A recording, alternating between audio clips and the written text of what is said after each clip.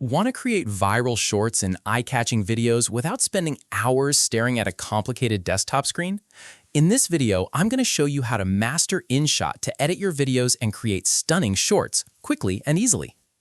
InShot is an all-in-one video editor and maker designed to bring professional-level editing right to your mobile device. Whether you are cutting a quick clip for social media or building a highly edited vertical video, this tool makes the process incredibly smooth. One of its standout features is the Auto Captions tool, which automatically generates and lets you edit captions in multiple languages.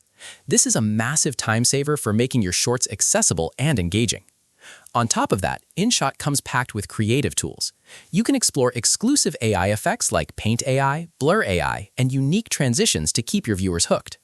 If you want to get fancy, they offer creative guides for tricks like Replace Sky, Giant Effect, and seamless outfit transitions.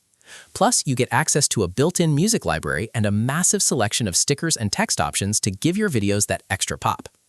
Now, let's talk about what real creators think. Because we are looking at curated feedback from InShot's own platform, we want to be transparent that we don't have external third-party database reviews today. However, longtime users consistently rave about the materials library, highlighting how easy it is to find intros, outros, and green screen assets. Many creators mentioned they actually prefer using InShot over heavy desktop editors because the user interface is so friendly and less complicated.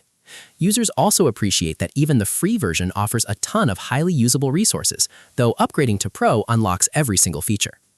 Overall, if you want an intuitive, powerful editor that lets you edit on the go without a steep learning curve, InShot is absolutely worth downloading. Have you tried editing your shorts with InShot yet? Let me know your favorite effect in the comments below. Drop a like if this video helped you out. And don't forget to subscribe for more easy editing tutorials. See you in the next one.